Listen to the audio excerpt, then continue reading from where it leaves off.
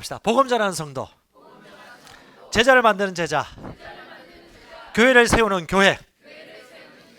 자, 눈에 힘주시고 영어로 같이 옆 사람 보고 얘기하십시다. 영어로 기능합시다. 당신 영입니다. 진짜 당신은 영입니다. 영어로 보십시오. 영어로 냄새 맡으세요. 영어로 접촉하세요. 영어로 기능하십시오. 아멘. 영어로 보는 게 뭔가요? 속을 봐야죠. 대머리를 보지 마시고 심령을 보시고 쌍꺼풀이 있는 점을 보지 마시고 어떤 영혼인지. 그래서 여러분, 그 사람을 봤을 때 그 사람이 죽었는지 살았는지 먼저 보십시오. 죽은 시체면 생명을 불어넣어줘야 되죠. 그래서 복음 전하는 것입니다. 살았다면, 태어난 지 얼마 안 됐다면 성장하고 있는지 갓난하고 아기인지 보셔야죠. 성장을 안 하고 있다면 이 유식을 주고 음식을 주고 성령 받도록 돕고 성장하도록 도우야겠죠. 이 세상 사람들은 워낙 물질주의 사회 속에서 지지겨 살다 보니까 성공에 대한 개념이 삐뚤어져 있습니다. 진짜 성공은 뭡니까? 저 사람 참 성공했네, 저 사람 참 복받았네. 보통 그렇게 하는 이유는 그 사람이 금전적으로 많은 이득을 찾을 때 보통 얘기하는데, 우리는 영적으로 보셔야죠. 진정한 성공은 무엇입니까, 여러분? 진정한 성공은, 우리 하나님의 말씀을 계속해서 들어보셨던 분들, 진짜 성공은 무엇입니까? successful?成功? 네. 소명. 예. 뭐 성격적으로는 지속적으로 성공하는 게 진짜 성공이고요.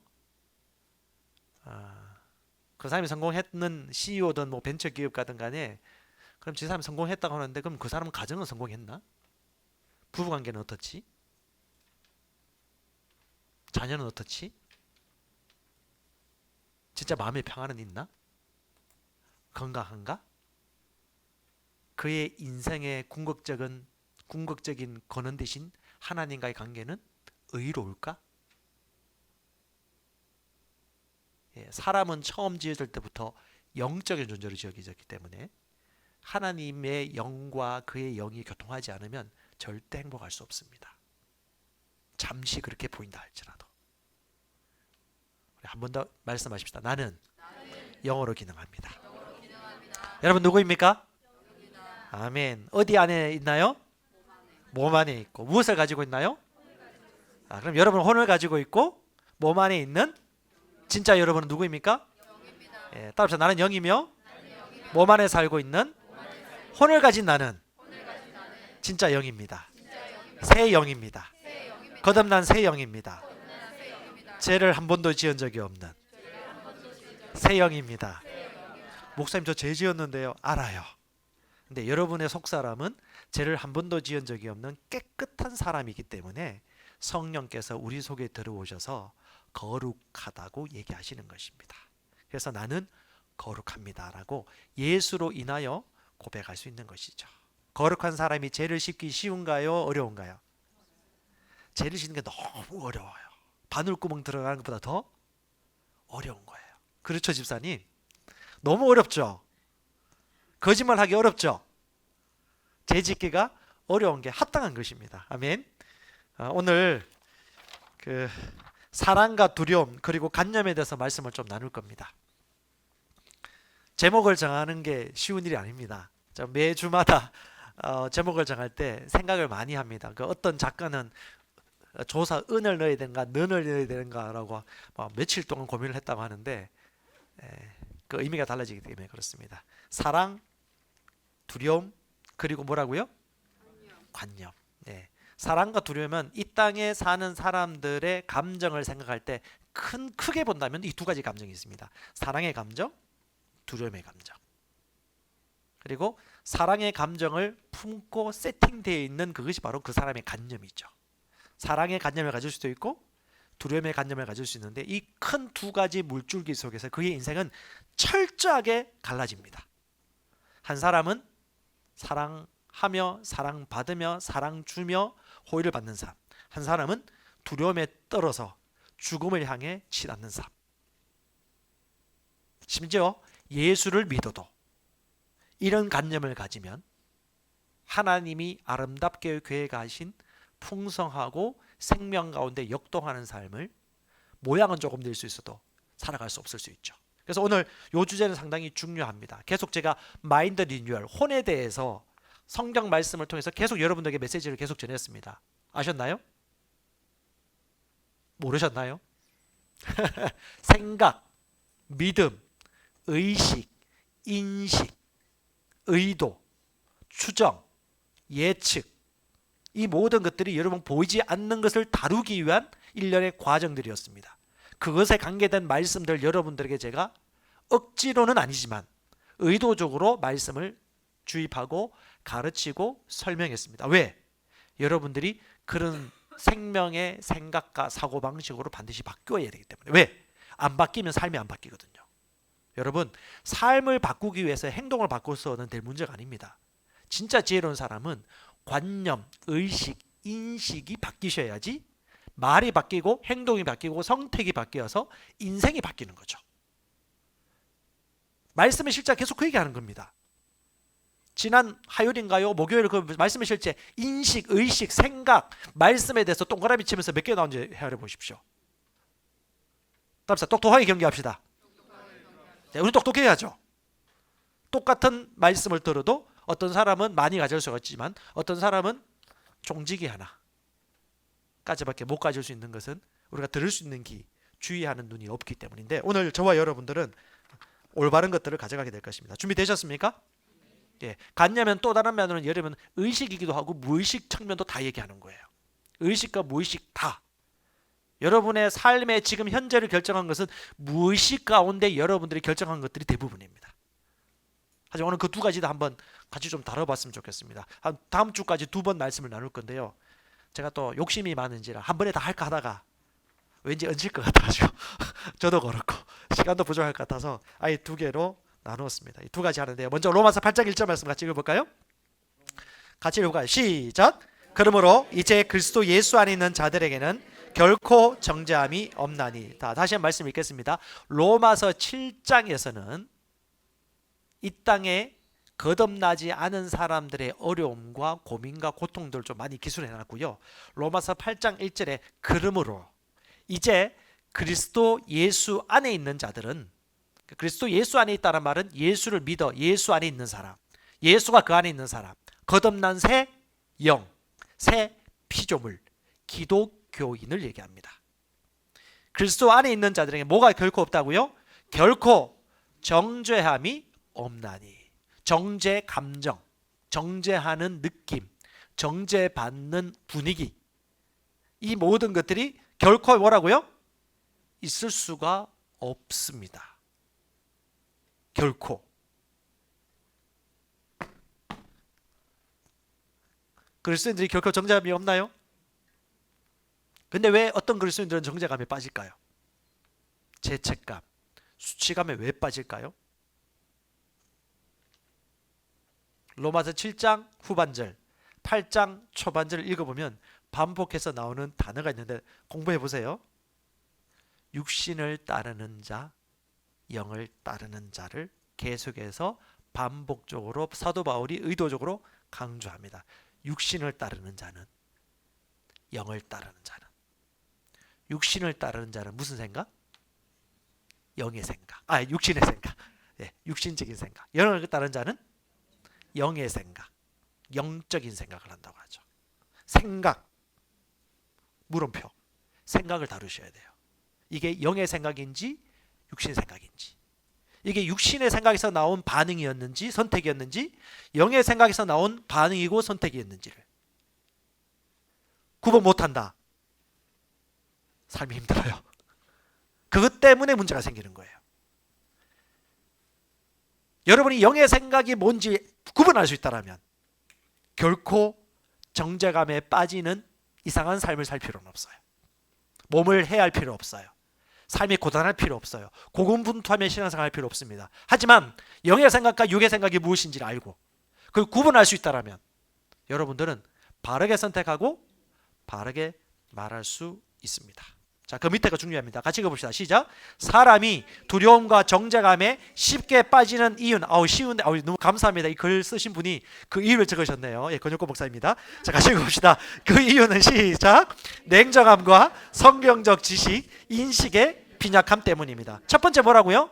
냉정함입니다. 냉정함의 반대를 좀 이렇게 생각. 냉정하면 아무 피도 눈물도 없는 사람을 얘기하는 게 아니에요. 이 냉정함은 어떤 상황이나 어떤 일이 겹쳐서 갑자기 내가 원하지 않는 좋지 않은 어떤 일들이 갑자기 벌어졌을 때, 상황을 맞닥뜨렸을 때 그것에 대해서 감정적으로 대응하는 사람이 있고, 그것에서 냉정적으로 철저하게 말씀에 근거하여 이 상황을 내가 어떻게 봐야 되지?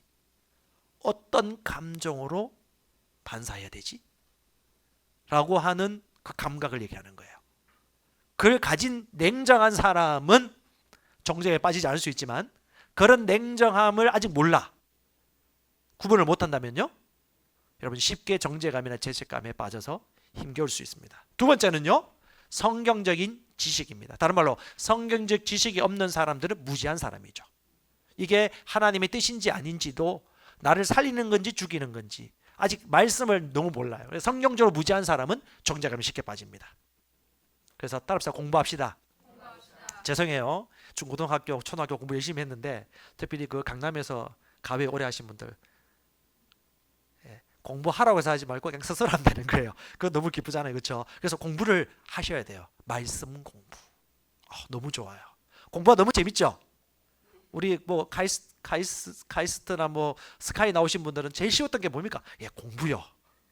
그 우리를 위해 주신 말입니다. 알죠? 우리는 뭐요? 인생 공부, 믿음 공부, 생각 공부 너무 잘하도록 세팅되었습니다. 아멘. 우리 누구 닮았기 때문에? 하나님의 형상을 가지고 있기 때문에. 그래서 여러분, 학교 성적이 여러분 공부 잘하고 못하는 걸 얘기하는 거네요. 공부 아무리 잘해도, 여러분 제가 그 얘기했잖아요. 명절 때 만났는데 공부 그렇게 못했던 애인데 너무 행복하게 멋지게 사는 거야. 공부 그렇게 잘했는데 좀 그렇게 살아요. 제발 경제적인 얘기를 하는 거 아닙니다. 인생을 사는 데 있어서는 학교 성적이 중요하지 않습니다. 그래서 교실 이데아라는 노래가 나왔잖아요. 아시는 분은 알겠지만 모르는 사람은 모르겠네요. 여러분, 행복은 성적순위, 외모순도, 무슨 순? 생각순, 인식순, 의식순. 나는 남자로 태어났는데 여자라고 생각하면 여자로 살아갈 수밖에 없어요. 그렇죠? 그 생각을 바꾸는 한 죄는 아니면 죄이죠. 죄인데 우리는 사람을 차별할 수는 없습니다. 하지만 그는 그 의식과 인식 가운데 도움이 필요한 사람이기 때문에 정죄하거나 비판해서는 안 되고, 어떻게 해요? 생각과 의식을 바르게 할 수 있도록 존중하는 태도와 친절한 자세로 효과적으로 도와주셔야 됩니다. 그게 누굽니까? 그리스도인입니다. 옆으로 빠지면 안 되겠네요. 다시 말합니다. 여러분, 성경적 지식이 있으셔야 돼요. 말씀 공부하셔야 됩니다. 세 번째는요, 인식의 빈약함입니다. 자, 성경 말씀이 옳아요. 이렇게 생각해야지. 말씀을 선택해야지라는 공부는 했고 들었습니다. 공부했지만 그걸 선택하는 건 또 다른 문제입니다. 어떤 사람은 게을러서 말씀 인식 안 합니다. 싫어요. 귀찮아요. 고백기도 귀찮아요. 말씀 묵상하는 거 싫어요. 아침마다 일어나래. 내 공부하기도 바쁜데. 이런 사람은 중요한 건 알겠고 알겠는데 늘 원함만 있어. 하지만 아무것도 안 해요. 이런 사람은 인식할 수 없습니다. 두 번째, 인식하려고 해. 근데 안에 이상한 게 많이 들어있어요. 내가 생각하는 경험, 나의 지식, 내가 가지고 있는 지식과 자존심이나 내가 가지고 있는 나의 의의가 너무 옳다고 생각하기 때문에 이걸 받아들일 수 없는 복잡한 사고방식이 있기 때문에 말씀을 있는 그대로 받지를 못해요. 말씀이 이것이 돌이라고 합니다. 돌. 그럼 이게 뭐예요? 돌이잖아요. 근데 왜 꼭 돌이어야 돼요? 이게 색깔도 있는데 라고 하는 사고방식. 요거는요, 믿음이 늦게 자랍니다. 하나님이 진리입니다. 누가 진리라고요? 하나님이 선이십니다. 그러니까 하나님이 절대적으로 왕이고 통치자시고 이 세상을 만드신 창조주란, 내 인생의 주인이라는 것에 대한 주제권이 흔들리면요, 우리는 끊임없이 삶의 피해자로 살아갈 수밖에 없습니다. 하지만 우리는 삶의 피해자가 되기로 선택하지 않습니다. 우리 빛을 선택하기 때문에. 아멘? 여러분 똑똑하죠? 저도 똑똑합니다. 자, 목회자는 지식인입니까? 비지식인입니까? 네? 무지한 사람입니까? 지식인입니다. 여러분보다 더 공부를 해야 되고 올바른 정보를 여러분들에게 전달해 줘야 됩니다. 그래서 공부를 해야 됩니다. 그래서 머리 빠진 건 아닙니다. 우리 아버님이 머리를 빠지셨고 할아버지도 머리가 없으셨다고 해가지고 그거와 관계없어요. 근데 저는 여러분보다 더 공부를 합니다. 왜? 오류에 빠지지 않기 위해서. 더 책을 봅니다.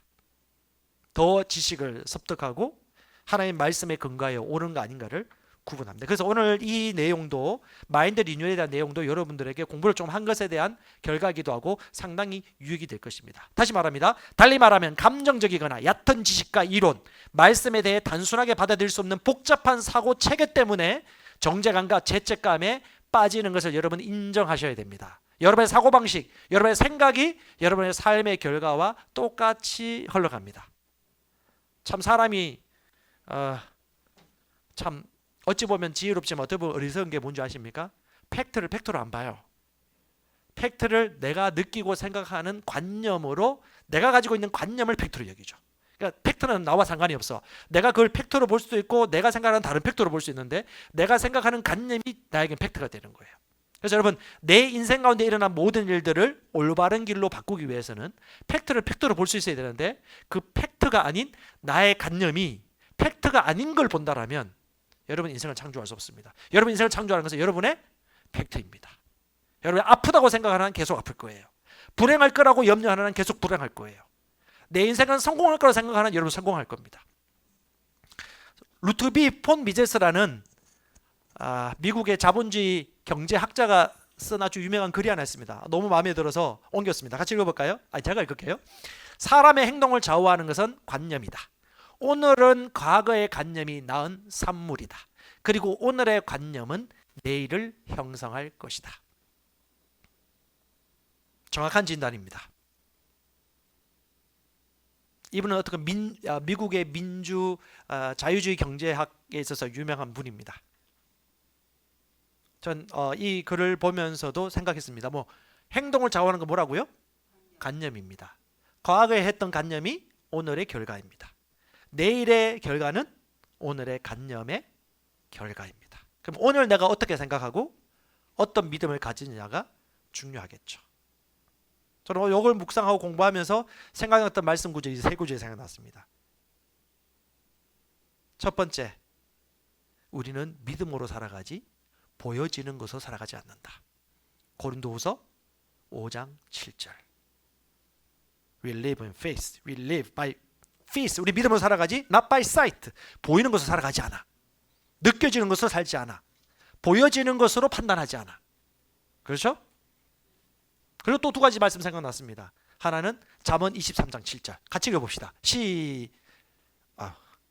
시작. 무릇 그 마음의 생각이 어떠하면 그의 사람됨도 그러하니. 한 번 더 시작. 무릇 그 마음의 생각이 어떠하면 그의 사람됨도 그러하니. 영어는 알아서 읽으세요. 그 마음의 생각이 그러면 그 사람은 누구다? 그렇다. 자, 이 사람이 부대찌개를 좋아합니다. 아침에도 부대찌개, 점심에도 부대찌개, 저녁에도 부대찌개. 이 사람은 부대찌개입니다. 야채를 좋아합니다. 이 사람은 베지테블 휴먼입니다. 부정적인 사람입니다. 그 사람은 부정인이죠. 그 마음의 생각이 그러면 그 사람은 그런 사람입니다. 아르바이트 생활로 들어갔습니다. 그런데 사장님처럼 일해요. 그 사람은 누구입니까? 사장입니다. 그 사람 지금 몸이 아파요. 병원에서 진단이 나왔습니다. 못 살 것 같은데요. 빨리 죽을 것 같은데요. 근데 그는 믿음을 가지고 있습니다. 말씀에 근거합니다. 나는 건강하게 일어납니다. 주님이 채찍에 맞으므로 나는 건강을 회복합니다. 나는 나에 있는 소명을 이루기까지 절대 일찍 죽을 수 없습니다. 그 생각과 믿음이 그 안에 있으면요, 그는요 살아갑니다. 왜요? 생명 안에서 다스리고 통치하는 권리를 은혜와 의의 선물을 넘치게 받는 자들에게 합법적으로 이미 주어졌기 때문에. 로마서 5장 17절에 정확하게 하나님이 설명해주고 있습니다. 아멘. 하나님의 의가 우리 안에 있어요. 하나님의 생명이 우리 안에 있습니다. 그래서 저와 여러분들은 내가 피해자가 되겠다고 선택하지 않는 한 여러분은 언제든 살 수 있습니다. 아멘. 이길 수 있습니다. 아멘. 예, 이겨야 돼요. 아니, 이기는 걸 선택하시면 돼요. 여러분을 보고 이기려 하지 않아요. 주님이 다 싸우셨어. 주님이 다 이루셨어요. 복음은 주님이 이루신 것을 있는 그대로 복잡하지 않게 그냥 어떻게 해요? 받아들이는 것입니다. 아멘. 사람은 마음에 가득한 것을 입이 말합니다. 그래서 우리가 사람 만났을 때 그의 생각을 알아볼 수 있는 것입니다. 다시 한번 얘기하십시다. 나는 영으로 봅니다. 영으로 봅니다. 보이지 않는 것을 봅니다. 보이지 않는 것이 보이는 것을 만들기 때문에. 그게 고린도후서 5장 7절 말씀입니다. 우리는 믿음으로 살지 보이는 것으로 살지 않습니다. 네. 빙하 밑에는 엄청나게 거대한 것이 있지만 보이는 것을 따라 살지 않습니다. 그 안에는 어떻게 해요?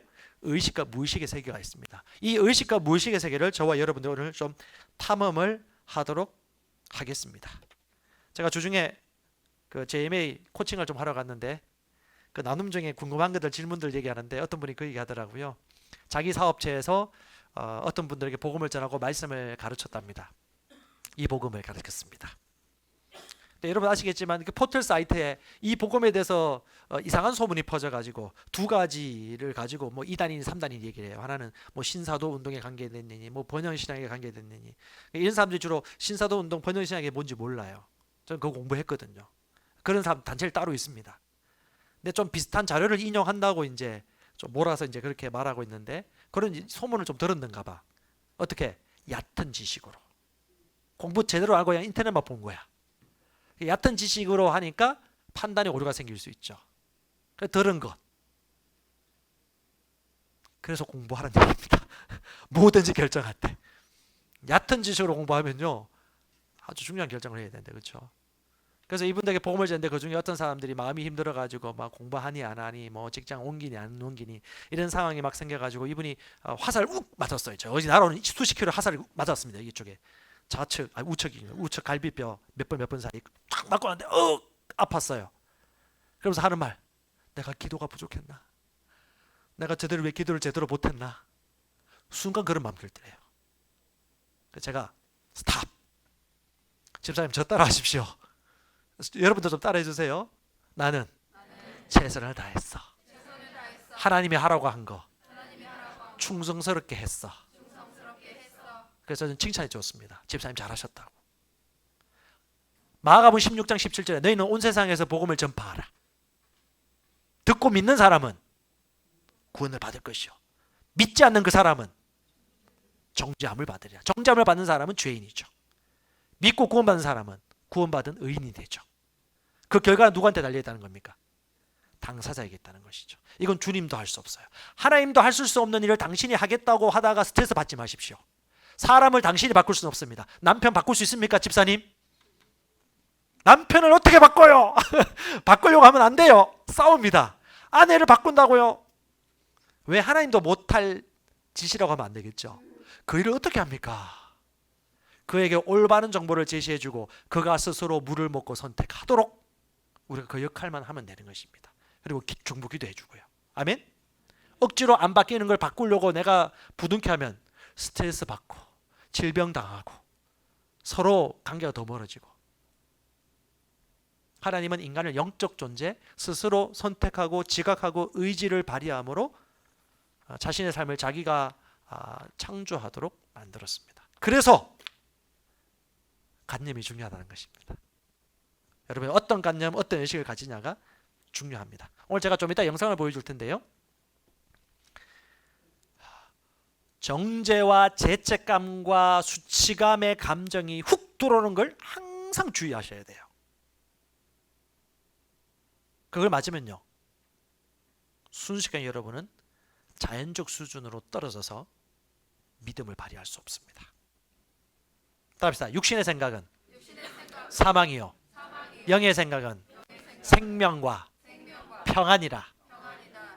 자, 화살을 훅 맞으면 가장 먼저 생각하는 것이 말씀에 대해서 의심이 생기고요. 말씀에 대해서 의문표를 다하고 말씀을 전하는 사람이 싫어지고 말씀을 전하는 사람들과 관계가 삐뚤어지고 결국 나만 손해입니다. 그게 마귀의 괴락입니다. 자, 여러분 사람을 미워하지 마세요. 하지만 그 넘어 있는 영과 영적인 세력을 의식하십시오. 이해갑니까? 이해가세요? 우리의 씨름은 혈과 육이 아니요 사람이 아니요 악한 영과 어둠의 세상 주관자들입니다. 깨어 있으십시오. 예, 그렇게 생각하면 여러분 너무 이제 영어로 보셔야 돼요. 영어로. 예, 나누고 싶은 얘기는 많이 됐는데 자 넘어가십시다. 중요합니다. 영을 인식하십시오. 말씀을 인식하세요. 그럼 어떤 사람이 그런 화살을 잘 맞을까요? 오늘 베드로전서 5장 8절까지 읽어봅시다. 잘 보셔야 됩니다. 왜 화살을 맞습니까? 그 사람이 시작. 정신을 차리고 깨어있으라. 이는 너희 대적 마귀가 울부짖는 사자처럼 삼킬 자를 찾아 두루 다니기 때문이라. 첫 번째 이유가 뭡니까? 예, 정신 안 차려서 그렇습니다. 자, 옆 사람 정신 차리세요. 정신 좀 차리세요. 여러분 정신을 항상 차리고 있어야 돼요. 갑자기 정신 차리는 게 아니고 늘 정신 깨끗이 차리고 있어야 돼요. 아니면 또 화살 맞아요. 왜? 방패를 내려놓거든. 여러분 마귀의 꼼수가 뭔지 아십니까? 늘 찾아다녀요. 두리뭉거리면서. 저기 믿음의 방패를 좀 내려놨어. 그러면 바로 화살 도전합니다. 슉 날립니다. 수십 킬로의 화살이 날아가서 뚝 하고 말씀에 대한 의심과 관계가 삐뚤어지고 갑자기 온갖 복잡한 생각들이 들어오기 시작해요. 그래서 성경에는 에베소서 6장에 믿음의 방패를 갖추라고 합니다. 뭐라고요? 예, 정신 차려. 예, 좀 영적인 생각을 못하고 엉뚱한 생각하고 엉뚱한 말을 하고 있다. 그러면 정신 차려! 라고 얘기하십시오. 이건 영적인 언어입니다. 정신 차리란 말이야. 영적인 언어네요. 정신 차리고 또 읽어볼까요? 시작. 정신을 차리고 깨어있으라. 왜요? 이유는 이는 너희 대적인 마귀가 울부짖는 왜 울부짖을까요? 배고파서, 잡아먹고 싶어서, 혼자 죽기 싫어서, 같이 죽고 싶어서 울부짖는 사자처럼 삼킬 자를 찾아 두루 뭐 한다고요? 돌아다닙니다. 자, 요게 성경적인 진리입니다. 마귀는 그런 존재입니다. 마귀가 뿔을 달려가지고 나 마귀다고 나올까요? No, 생각으로 공격합니다. 어려운 생각, 그릇된 부정적인 생각, 추정, 잘못된 생각, 부정적인 생각, 요게 관계를 통해서 좀 오거든요. 그래서 여러분 가장 항상 기억할 것이 하나님과의 나의 관계, 사람과의 관계가 항상 평안하고 부정적이거나 불편한 관계나 끓이끼는 관계라든가 부정적인 인식과 감정이 한치도 도르지 않도록 여러분 항상 방패를 지으셔야 돼요. 이걸 알려면 여러분 사자의 사냥법을 알아야 됩니다. 사자들은 숫사자와 암사자가 있습니다. 숫사자들은 아기를 돌봅니다. 암사자들은 무리를 지어서 영양이나 사슴을 잡아먹으려고 어슬렁어슬렁거리고 하고 소리 지릅니다. 이렇게 소리 지릅니다. 그리고 두리번 거리죠. 그 소리를 더 지릅니다. 하면 왜요? 덜덜덜 떨거든요. 동물들이. 덜덜덜 떱니다. 저 영양무리가 있습니다. 영양무리가 있는 가운데 영양 1, 영양 2, 영양 3 이제 영양이 있는데 영양 1 이거 무서워라. 빨리 뭉쳐 하는 영양이 있습니다. 아이고 난 생각도 없는데 이 말 하나 더 따라가야지 하고 따라간 사람이 있어요. 세 번째 이거 무서워라. 왠지 여기 있으면 우리 다 잡아먹힐 것 같아. 덜덜덜 떨어. 두려움과 염려가 더 엄습합니다. 더 무섭습니다. 소리가 더 커요. 응응 소리들. 그 순간 안 되겠다 하고 혼자 그 무리에서 뛰쳐나갑니다. 그때 암사자들이 옳거니 두려워 떠는 자가 튀어나왔구나. 누가요? 팩트는요 아무 일도 없을 거예요. 근데 두려움에 떨어서 먼저 나온 자, 그가 표적이 됩니다. 그 순간 굶주린 사자 무리들은 확 달려들어가지고 잡아채 먹어버립니다. 어떤 사람을 얘기하는 겁니까? 하나님의 주신 믿는 자들의 모임에서 이탈하는 자. 우리 대그룹 가운데 예배를 드리죠. 예배 가운데 말씀을 듣는 자리를 한 번 빠지고, 제가 예전에 했죠. 명절날 한 번 마치고 돌아오면 성도들 눈이 이상해진다고. 떡 때문에 그런 겁니까? TV 예능 프로 때문에 그래요. 여러분 정신 차리셔야 돼요. 우리는 영어로 살지 보는 것을 살지 않는다니까요. 뭐 명절날 왜 결혼 안 하냐고 들었습니까? 그런 거 상관 쓰지 마세요. 여러분 영이잖아요. 그 사람은 그렇게 얘기할 수 있죠. 육신의 인생을 살아가는데 뭐 그러려니 해야죠. 뭐 나는 내 인생의 길이 있는데, 그렇죠? 그래서 여러분 대그룹 가운데 믿음 메시지가 전달되어져요. 왜 설교 메시지가 중요합니까? 영의 인도를 받는 첫 번째 통로가 뭐라고요? 강단 메시지잖아요.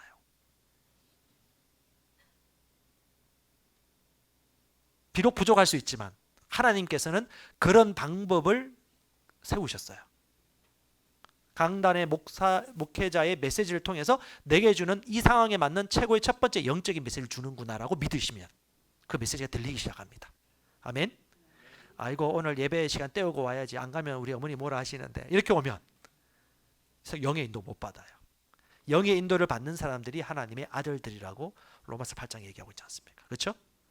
그래서 강단 메시지를 통해서 믿음이 들어오기 때문에 믿음의 정보를 받고 뭘 바꾸죠? 관념, 인식, 생각을 말씀으로 포격을 받는 거예요. 그 시간에 연만큼 포격받습니다. 적극적으로 뭐 하는 만큼? 적극적으로 열망하는 만큼. 자, 모자실 예배 드립니다. 보이나요? 예, 모자실 예배 드립니다. 애가 막 웁니다. 아이고 똥 쌌네. 너 똥 싸지 말라 했지? 라고 소리 지르면 옆에 있는 사람이 예배에 방해됩니다. 어린아이 이 사람은 진짜 예배에서 예배를 드리고자 의지와 열망을 가지고 예배에 참석한 사람은 당나귀가 됩니다. 그리고 또 스피커의 메시지에 말씀을 귀를 기울입니다. 그리고 애기 돌보는 세컨드 썰드예요. 첫 번째가 아닙니다. 모자시는 애기를 돌보러 들어가는 것이 아니에요. 내가 예배 드리는데 이 밖에 있으면 다른 사람도 방해되고 나도 방해되면 저기 들어가서 내가 적극적으로 예배 드리는데 제 우선순위를 두리라고 생각하고 들어가는 것이죠. 그리고 옆에 있는 사람들은 적절하게 얘기하면서 좀 조용시키고, 똥 싸면 아이고 똥 쌌네, 아이고 잘했다, 똥 싸지 말아야지 하고 또 귀를 기울여서 말씀을 듣고, 이러면요 그게 중심이고 태도이고 분위기이고 문화입니다. 그런 사람은 믿음에서 성장하죠. 주일날 점심 식사 당번이 되었습니다. 아이고 오늘 맛있는 거 먹어야지. 아이고 우리 목사님, 아이고 목사님 좀 영양이 부족한 것 같아. 이래 됐네. 필요한 거 필요하고 음식 막 준비하다가 와서 줘라. 그럼 하지 마세요.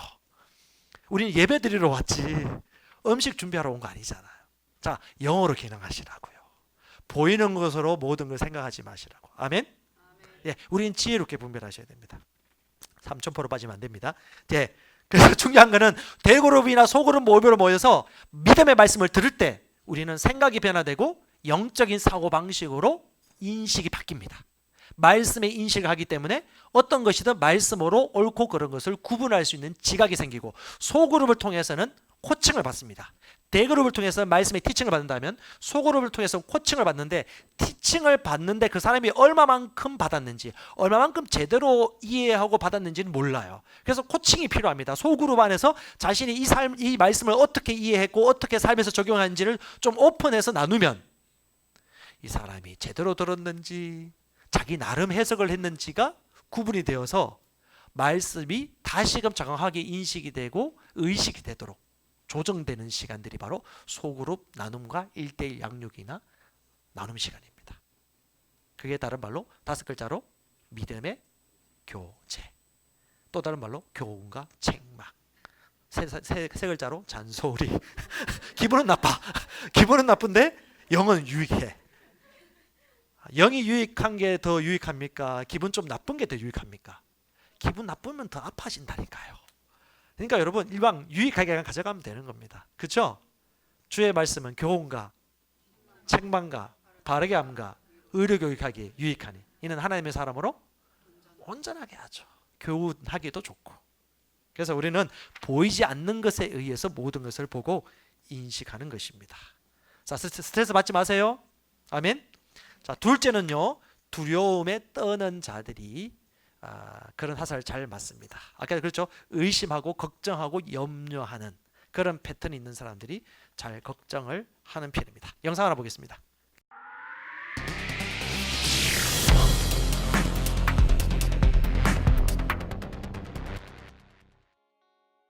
안녕하세요. 비바바이브의 슈퍼휴먼 프로젝트 제1탄 무의식 레슨 3 서블리미널 메시징 기법에 대한 자세한 소개 시간입니다. 이전 영상에서 무의식을 리프로그램 할 수 있는 방법으로 서블리미널 메시징, 긍정함 신문과 감정이입의 반복, 그리고 에너지 심리학에 대해서 말씀드렸습니다. 오늘은 그 첫 번째 방법으로 서블리미널 메시징에 관해 말씀드려보겠습니다. 우리가 인생을 살면서 단 한 번이라도 경험한 모든 것은 우리의 무의식에 저장될 뿐만 아니라 우리의 DNA 코드의 세포에도 남김없이 기록됩니다. 또한 생물학적 진화를 거듭해온 우리의 조상들의 인생 역시 우리의 무의식에 기억의 형태로 모두 저장되어 왔다는 것도 사실입니다. 우리 모두는 각자 다른 형태의 무의식을 가지고 있습니다. 우리의 무의식의 형태는 우리가 살아오면서 맞닥뜨렸던 모든 경험과 그 경험에 대한 우리의 반응 방식에 의해 자연적으로 프로그램이 되는 것입니다. 우리들은 우리들의 삶에 대해 여전히 어린 시절의 경험과 환경에 의해 반응하고 있지만 자연적으로 프로그램된 우리들 대부분의 무의식은 안타깝게도 그렇게 행복하지는 않습니다. 그렇기 때문에 우리들은 행복함을 느끼기 위해서 해외여행을 간다거나 테라피를 받지만 그 행복감은 잠시뿐이고 우리는 이내 다시 행복하지 않은 무의식의 오래된 프로그램의 지배를 받으며 행복을 갈망하게 되는 것입니다. 어린 시절의 경험은 개인의 일생을 좌우할 만큼 그 영향력이 막대하지만 그렇다고 해서 그 경험의 영향력에서 절대 벗어날 수 없다는 것은 아닙니다. 레슨 2에서 말씀드렸다시피 무의식에 저장되어 있는 스스로에 대한 한계치와 자신 스스로가 만든 컴플렉스, 잘못된 믿음 등을 리프로그래밍 할 수 있는 방법들은 다양합니다. 다양한 리프로그래밍 기법들을 동시에 사용하는 것도 나쁘다고 할 수는 없지만 마음에 드는 방법을 선택해서 그 방법부터 시작하는 것이 더욱 효과적입니다. 무의식 리프로그래밍을 실행하기에 앞서서 우선적으로 기억해야 할 중요한 원칙이 두 가지가 있습니다. 첫째, 일단 시작했다면 거르지 않고 매일 해야 한다는 것이고, 둘째, 무의식 리프로그램을 시작한 후부터는 여러분의 주변 환경으로부터 오는 부정성을 의식적으로 차단해야 한다는 것입니다. 왜냐하면 무의식에 대한 환경의 영향력은 너무나도 거대하기 때문입니다. 그래서 우리의 무의식은 지금 이 순간에도 주변 환경으로부터의 끊임없는 정보를 통해 특정한 결론을 도출하고 그 정보에 입각하여 새로운 믿음을 계속해서 형성해 나가고 있는 것이죠. 한번 상상해 볼까요? 만약에 일상의 환경이 부정성으로 가득하다면 우리의 무의식에 저장되는 메시지는 과연 어떤 종류의 메시지가 될까요? 주변 환경의 부정성을 피하기 위해서는 우선 반드시 봐야 할 뉴스가 아니라면 뉴스 시청을 피하고 주변 사람들 중에서 부정적인 관점을 가지고 늘 부정적인 말을 하는 사람들과의 만남을 자제해야 합니다. 그 대신에 긍정적인 정보가 담긴 읽을거리와 볼거리를 찾고 매사에 긍정적인 사람들이나 성공한 사람들과 더 많이 어울려야 합니다. 그러한 시간이 지속되다 보면 어느새 자신에 대한 평가와 자신의 잠재력에 대한 인식이 스스로 변해 있다는 것을 발견하게 될 것입니다. 무의식 리프로그램 방법 중 첫 번째인 서블리미널 메시징은 사실 매우 심플하고 쉬운 기법입니다. 서블리미널 메시지란 우리들의 의식으로는 인지하지 못하지만 우리들에게 영향을 미치는 메시지를 말합니다. 다시 말하면 우리들의 의식적 인식 너머에서 우리들에게 영향을 주는 메시지를 말하는 것이죠. 서블리미널 메시지는 우리의 행동을 바꾸는 힘이 매우 강력하기 때문에 우리도 모르는 사이에 우리는 서블리미널 메시지가 우리의 무의식에 영향을 미쳐 특정한 상품을 선호하게 된다거나 특정한 주제에 관심을 보이게 되는 것입니다. 유명한 영화 매트릭스 아시죠? 영화의 후반부에 주인공 트리니티가 헬리콥터를 조종해야만 하는 상황이 나옵니다. 트리니티는 헬리콥터 조종법을 모르지만 본부의 동료가 조종법에 관한 모든 데이터를 트리니티의 뇌에 직접 다운로딩 시켜주는 것을 기억하실 것입니다.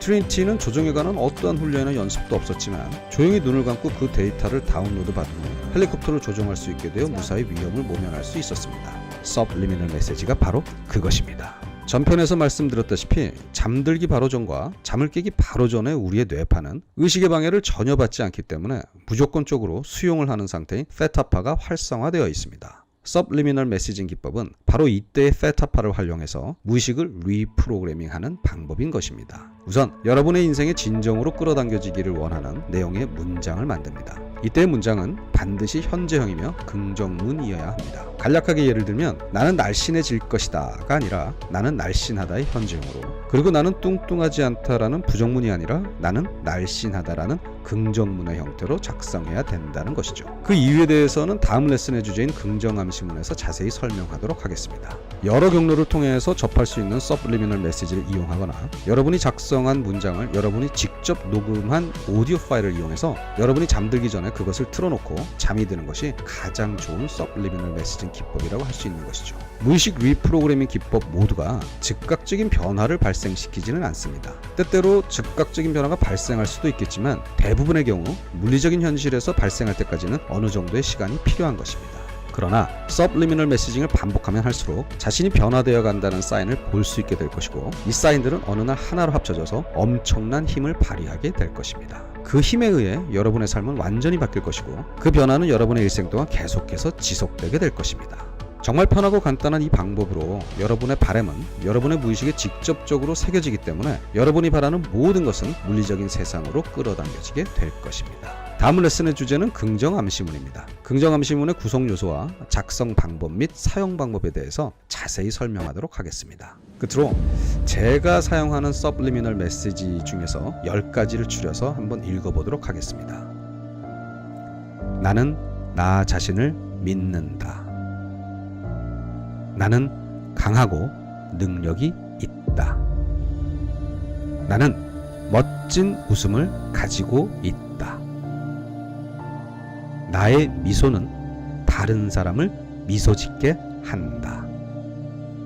나는 매우 창의적인 사람이다. 나는 내 주위의 사람들에게 언제나 즐거움을 선사한다. 나는 사랑받는 친구이며 친구들을 사랑한다. 나는 나의 삶에 항상 좋은 일만 생기지는 않는다는 것을 알고 있다. 나는 언제나 오늘처럼 잘 견뎌낸다. 나는 나의 몸이 아름답고 건강하다는 것에 언제나 감사한다.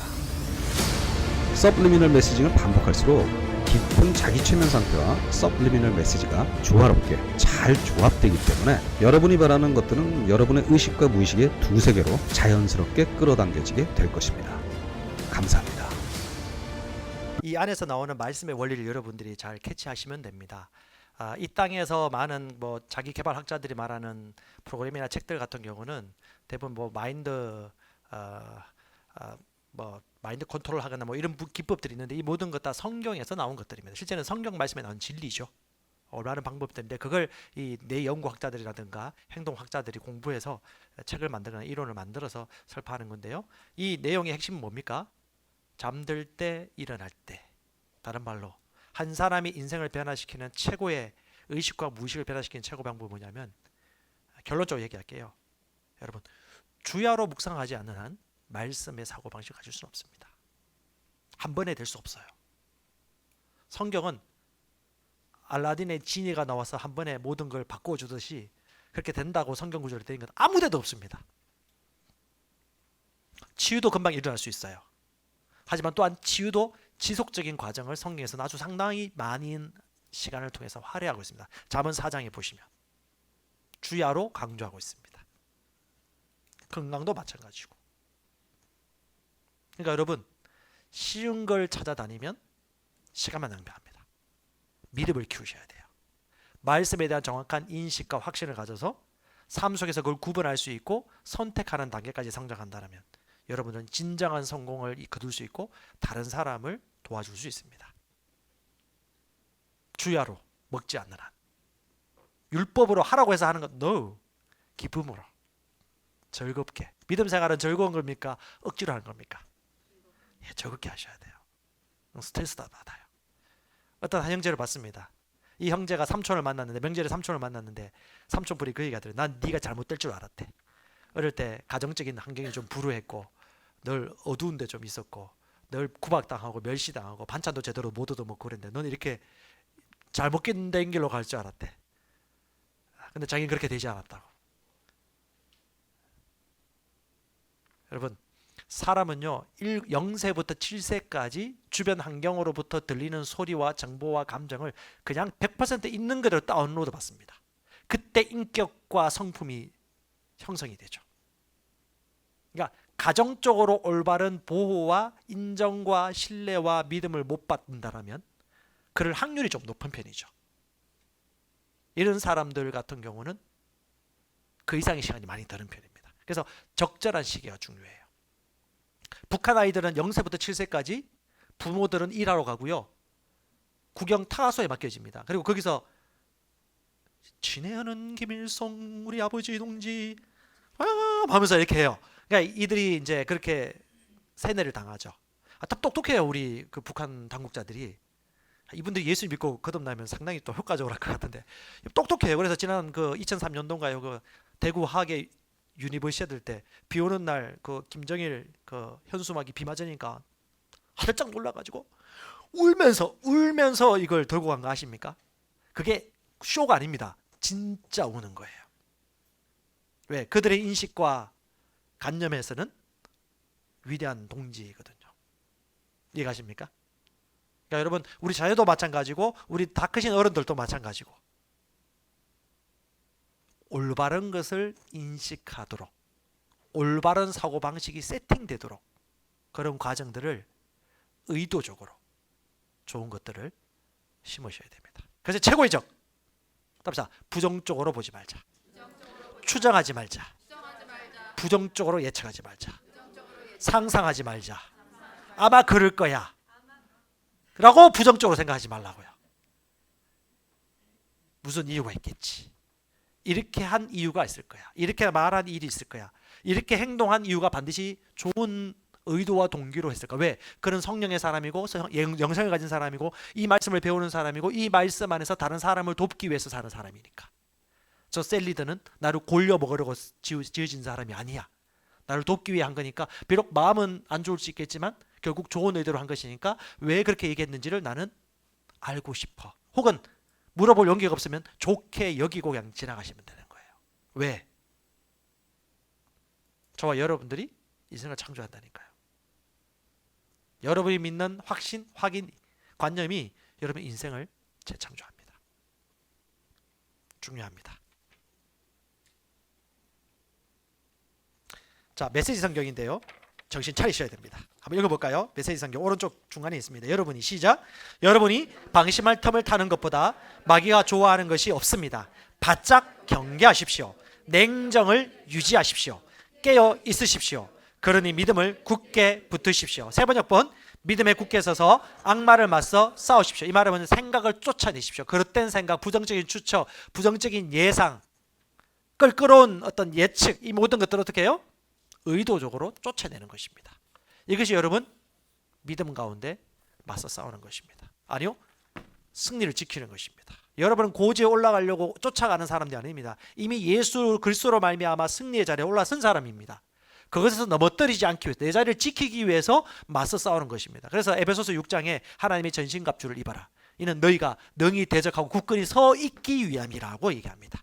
아멘? 예, 저들이 벌벌 떨고 있습니다.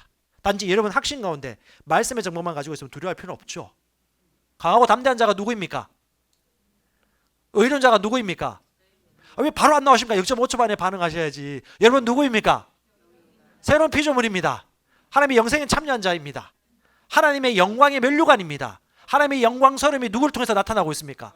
예, 그럼 여러분 하나님의 영광이죠. 아멘? 지나간 과거 행동으로 내가 잘못돼 저질렀던 것들 떠나보내세요. 그게 뭐가 중요합니까? 사람들의 시선 뭐가 중요해요? 가족들의 책망이 뭐가 중요합니까? 지금 내 인생은, 내 직장은, 나의 직장 생활은 이렇게 갈 거다. 우리 결혼 생활은 이렇게 갈 거다. 우리 자녀는 이렇게 태어나서 이렇게 성장할 거다 라고 우리가 먼저 믿음을 정하고 믿음으로 시인하고 계속해서 묵상하는 거죠. 아멘? 잘 때도 묵상하고 일어날 때도 묵상하고. 그렇죠? 잘 때 뭘 보십니까? 잘 때 뭐 생각하세요? 복 있는 사람은 이 말씀을 주야로 묵상하는 자로다. 그는 시냇가에 심은 나무가 철을 따라 과실을 맺음같이 풍성해지리라. 할렐루야. 한 번 그런다고 된다요? No. 라이프 스타일, 삶의 방식, 그 근원은 사고방식이 바뀌었기 때문에, 생각이 바뀌었기 때문에. 그 마음의 생각이었다면 그 사람은 어떤 사람이다? 그런 사람이다. 아멘. 빌립보서 4장 4절에 사도 바울이 정확하게 우리에게 얘기해 주고 있습니다. 여러분 잘 기억하십시오. 주 안에서 항상, 시작, 주 안에서 항상 기뻐하라. 뭐 하라고요? 어떻게 기뻐하라? 예, 항상 기뻐하라. 기쁨은 선택하는 거지 기뻐져서 기뻐하는 것이 아닙니다. 시작. 내가 다시 말하노니 기뻐하라. 너희의 관용이 모든 사람에게 알려지게 하라. 주께서 가까우시니라. 아무것도 염려하지 말고 다만 모든 일에 기도와 간구로 너희 구하는 것들을 어떻게? 감사함으로 하나님께 알려지게 하라. 그리하면, 다시 그리하면, 자, 우리가 할 역할이 있고 하나님이 주시는 게 있습니다. 그리하면, 시작. 그리하면 모든 지각을 초월하신 하나님의 평강이 그리스도 예수 안에서 너희 마음과 생각을 지키시리라. 아멘. 어떻게? 기뻐하고 친절하고 관용하고 염려를 거절하고 감사함으로 원하는 바를 알려지게 하면 어떻게 해요? 하나님의 평강이 너희 마음과 생각을, 하나님의 평안이 지배한다는 거죠. 안절부절하거나 두려워하거나 걱정하거나 미리 염려하지 않습니다. 스트레스 받지 않아요. 끝으로 시작. 끝으로 형제들아, 무슨 일이든지 참되고 무슨 일이든지 정직하고 무슨 일이든지 의로우며 무슨 일이든지 순결하며 무슨 일이든지 사랑스러우며 무슨 일이든지 좋은 평판을 얻고 만일 무슨 덕이 있거든 무슨 칭찬이 있으면 이런 것에 대해서 생각하라. 무엇에 대해서? 이런 것. 부정적인 건가요? 진리에 속한 거죠. 하나님의 성품에 속한 거. 하나님의 선하심에 속한 거. 시작. 너희는 또한 나에게서 배우고 받고 듣고 본 이런 일을 행하라. 그러면 평강의 하나님께서 너희와 함께 계시리라. 아멘. 이 세상 인류 가운데 있는 감정나무는 두 가지입니다. 사랑나무, 두려움나무. 두려움 아니면 사랑입니다. 어떤 분이 직장에 갔습니다. 직장 상사가 좋지 않은 일을 시킨다고 그래요? 이 직장을 계속 다녀야 되는지 안 다녀야 될지 고민스럽대요. 제가 그분에게 물었습니다. 직장을 선택할 때 기준이 무엇입니까? 돈을 더 많이 벌리는 겁니까? 적게 벌리는 겁니까? 아닙니다. 그게 아니고 영적 성장과 하나님의 말씀을 배우고 믿음이 성장하는 데 있어서 시간이 확보되어지고 그런 훈련할 수 있는 기회가 주어지는 직장을 우선으로 삼습니다. 예. 그것도 관계없이 돈을 보고 무조건 가는 사람은 그에겐 주인이 돈입니다. 네, 그의 주인은 돈이죠. 왜? 돈 때문에 모든 걸 결정하니까. 그게 다른 삶의 영역에서도 똑같이 나타납니다. 원리니까 삶은 영적인 것입니다. 영적인 것 속에 그의 주인이 뭔지 알 수 있는 거죠. 영적 성장을 추구하는 사람이라면 그는 직장 생활이 다릅니다. 직장에서 나올 때 가지 말라고 잡을 정도가 되어집니다. 자기 때문에 옆에 있는 동료들이 막 월급여가 막 올라갑니다. 그리고 어떤 일이 있으면 정직한 회 보정수표가 제 자신이 되어지고 일도 열심히 하고 성실하게 감당합니다. 실력이죠. 실력을 키우는 겁니다.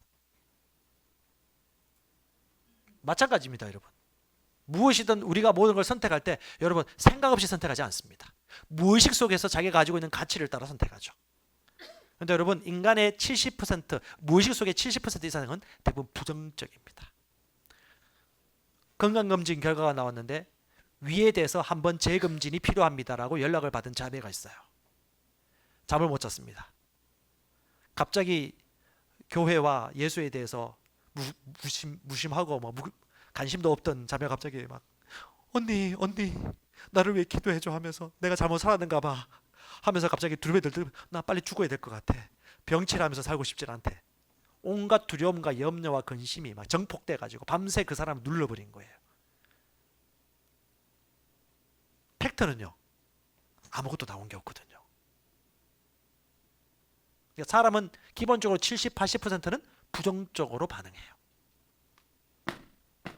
의도적으로 관념을 하나님 말씀에 근거하지 않는 한 여러분은 부정적 결과를 맺으며 살 것입니다. 이건 예언입니다. 제 예언이 아니고요. 네, 여러분 놀라운 길이 있습니다. 요 놀라운 길은 얘기하고 마무리해야죠. 아까 제가 그 형제 한번 얘기했죠. 자기 삼촌이 와가지고 너의 인생이 아주 어두운 길로 갈 것 같다고 얘기했는데 이 사람이 인생이 역전됐는데 제가 그 이유는 제가 얘기를 안 했는데 이유가 있었어요. 요 다음 시즌 또 영상에도 나오는데 이 불신자 같은데 어떻게 이걸 알았는지 몰라요. 다음에 제가 영상 또 하나 보여드릴게요. 유일하게 이런 원리를 뛰어넘는 법칙이 있대요. 그게 뭔지 아십니까? 사랑하면 관념과 실제가 완전히 일치되어집니다. 사랑에 빠지면 남녀 간의 사랑도 마찬가지고 하나님과 나와의 사랑, 이웃을 향한 그 사랑 안에 빠지면. 자, 시간 됐으니까 말씀 마무리할게요. 인간에게는 두 가지 감정이 있습니다. 크게 첫 번째는 사랑이고 또 하나는 두려움입니다. 사랑 안에 뭐가 없습니까? 두려움이 없나니. 사람들은 두려움 때문에 무엇에 대한 두려움? 죽음, 질병, 가난, 약함, 왕따 당할 외로움, 사람들도 비난받을 것에 대한 두려움 때문에 덜덜덜 떨고 자기를 방어하거나 돈으로 치장하죠. 결국 두려움입니다. 두려움 때문에 그런 직장을 구하죠. 하나님의 사랑의 감정에 지배당하면요, 하나님의 사랑이시기 때문에 나를 왜 좋은 예비된 직장이 있을 거야라고 절대 두려워하지 않죠. 이 직장이 물러가더라도 더 좋은 직장이 있을 거다, 나를 알아봐주는 사람이 있을 거라고 믿는 믿음이 있죠. 그 사랑의 감정이 있는 사람은 기쁨으로 느긋하게 다음을 기다립니다. 두려움에 떠는 사람은요, 엉겁게 선택을 하죠. 사랑나무와 두려움나무가 있습니다. 사랑나무는요, 이런 게 뿌리입니다. 뿌리가 사랑이에요. 뿌리가 사랑인데 어떤 생각을 하냐면 건강한 생각, 건강한 감정, 건강한 말, 건강한 선택, 건강한 꿈, 건강한 동인, 건강한 상상, 건강한 사랑, 건강한 터치, 건강한 진지함, 건강한 몸, 건강한 스케줄, 건강한 관계, 건강한 추정, 이것들이 뿌리가 되어서 사랑나무이기 때문에, 호의를 받기 때문에 결국 열매는 뭐죠? 사랑, 기쁨, 화평, 오래 참음, 자비, 양선, 충성, 온유, 절제의 열매를 맺힙니다. 이 사람은 신체적으로도 건강해집니다. 좋은 성분이 흘러나와요, 몸에서. 왜? 하나님은 사랑하면 건강하도록 인간을 만드셨거든요. 인간의 본성이 사랑이거든요. 본성대로 살면 건강하게 삽니다. 하나님을 사랑하고 내 이웃을 사랑하고 목적 있는 삶을 살면. 근데 반대로 미워하면요, 미워하거나 염려하고 근심하는 두려움나무에 있는 사람들은요, 어떻게 됩니까? 부정적 생각, 부정적 감정, 부정적 말합니다. 부정적 선택을 합니다. 부정적 꿈, 부정적 원인, 부정적 상상, 부정한 사랑, 부정한 터치, 부정한 진지함, 부정한 몸, 부정한 스케줄, 부정한 관계, 부정한 추정을 하니까 열매가 어떻게 맺히죠? 이런 온갖 질병들이 나옵니다. 퇴행성 장애, 노인성 치매, 순환계 질환과 중추신경, 면역체계 이상이 생기고 편두통, 심혈관계, 약물 중독, 알코올 중독, 포르노 중독, 섭식 중독, 일반적 우울증, 양극성 우울증, 불안장애, 강박장애, 신경장애, 외상후 스트레스, 병적 공포, 포비아, 학습장애, 주의력 결핍, 과잉 행동장애, 일반적인 삶조차도 못 살도록 엄지로 내려가는 일들이 벌어지죠. 왜? 관심과 사랑이, 돌보심이 없는 환경에 자란 사람들, 오히려 이런 확률이 높아집니다. 사람은 관계 맺도록, 더 정확하게 얘기하면 사랑하며 살도록 만들어졌습니다. 아멘? 우리는 두 가지 감정이 있습니다. 멋있게 마무리해야겠네요. 선택은 여러분이 했습니다. 잘 일어나십시다. 할렐루야. 네, 오늘 좀 과학적인 얘기를 조금 했는데요, 더 과학적인 이야기를 듣고 싶으면 캐롤라인 리퍼 박사님의 완전한 나라는 책이 있습니다. 그 책 한번 읽어보시고요. 또 앞으로 소개할 겁니다. 의학과 과학은 하나님의 말씀이 진리라는 것을 계속해서 증명해주는 도구입니다. 여러분, 말씀이 있기 때문에 탁월하고 승리하는 삶을 항상 살 수 있습니다. 여러분 누구입니까? 여러분 누구입니까? 어떤 사람입니까? 아직 내가 그걸 말하지 못하겠다면 여러분 공부하시면 됩니다. 공부는 쉽습니다. 아멘. 여러분, 스카이라고 똑똑한 게 아닙니다. 말씀에 그대로 받아들이는 사람. 제가 지금 세가족방 공부하고 있는데 별 설명을 안 해도 그냥 받아들이는 사람이 있더라고요. 뭐 이런 종족도 있더라고요. 너무 쉽게 받아. 그리고 질문이 없대. 그냥 받아들여. 이런 종족도 있어야지 또 시간 줄이죠. 결국 여러분 인고의 세월이 필요한 경우도 있습니다. 근데 그 사랑의 인고의 세월이기 때문에 또 보람됩니다. 하지만 우리에게 맡겨진 영혼들, 특히 여러분부터 감정을 선택하시고 추정하시고 다스리시기 바랍니다. 우리는 좋은 것을 심습니다. 좋은 것을 심으면 좋은 열매가 맺힙니다. 자신을 위해서 같이 한번 기도하십시다. 할렐루야.